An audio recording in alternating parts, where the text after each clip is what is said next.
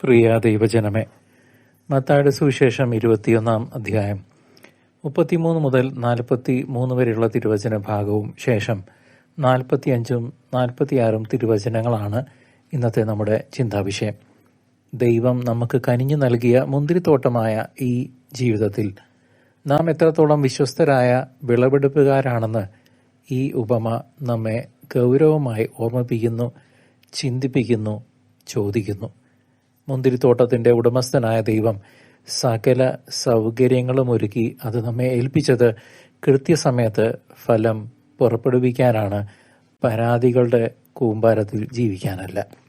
എന്നാൽ അഹങ്കാരവും സ്വാർത്ഥതയും നമ്മുടെ ഉള്ളിൽ, നിങ്ങളുടെയും എൻ്റെ ഉള്ളിൽ നിറയുമ്പോൾ നാം ഉടമസ്ഥനെ മറക്കുകയും അവിടുന്ന് അയക്കുന്ന ദൂതന്മാരെയും പ്രവാചകന്മാരെയും അവഗണിക്കുകയും ചെയ്യുന്നു.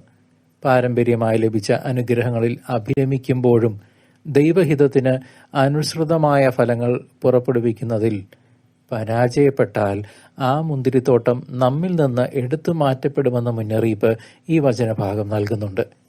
പ്രിയ സഹോദര സഹോദരി, തോട്ടം കൈവശപ്പെടുത്താനുള്ള കുടിയാന്മാരുടെ ശ്രമം പരാജയപ്പെട്ടതുപോലെ ദൈവത്തെ മാറ്റി നിർത്തിക്കൊണ്ടുള്ള നമ്മുടെ നേട്ടങ്ങളെല്ലാം വ്യർത്ഥമാണെന്ന് നാം ഇത്തരണത്തിൽ തിരിച്ചറിയണം. യജമാനന്റെ പുത്രനെ പോലും പുറത്താക്കി കൊലപ്പെടുത്തിയ കുടിയാന്മാരുടെ മനോഭാവം നമ്മുടെയൊക്കെ ജീവിതത്തിൽ എപ്പോഴെങ്കിലും നിഴലിക്കുന്നുണ്ടോ എന്ന് നാം ആത്മശോധന ചെയ്യേണ്ടതായിട്ടുണ്ട്. പണിയുന്നവർ ഉപേക്ഷിച്ചു കളഞ്ഞ കല്ല് മൂലക്കല്ലായി മാറിയതുപോലെ ലോകം നിസ്സാരമെന്ന് കരുതുന്നവയിലൂടെയാകാം ദൈവം തൻ്റെ മഹത്വം വെളിപ്പെടുത്തുന്നത്. ദൈവരാജ്യം നമ്മിൽ നിന്ന് എടുത്തു മാറ്റപ്പെടാതിരിക്കാൻ അനുതാപത്തിൻ്റെയും സ്നേഹത്തിൻ്റെയും സൽഫലങ്ങൾ നാം പുറപ്പെടുവിക്കണം.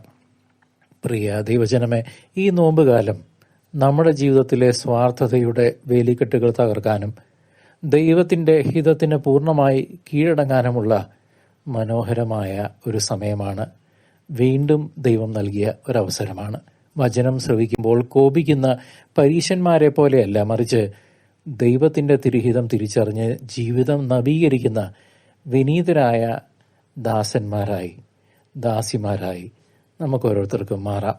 അഭിഷേകം ചെയ്യപ്പെട്ട മൂലക്കല്ലായ ക്രിസ്തുവിൽ നമ്മളുടെ ജീവിതം ഉറപ്പിച്ചു നിർത്തിയാൽ മാത്രമേ നമുക്ക് നിത്യതയുടെ ഫലങ്ങൾ പുറപ്പെടുവിക്കാൻ സാധിക്കുകയുള്ളൂ. സർവശക്തനായ ദൈവം നിങ്ങളെ സമൃദ്ധമായി അനുഗ്രഹിക്കട്ടെ. പിതാവിൻ്റെയും പുത്രൻ്റെയും പരിശുദ്ധാത്മാവിൻ്റെയും നാമത്തിൽ ആമേൻ.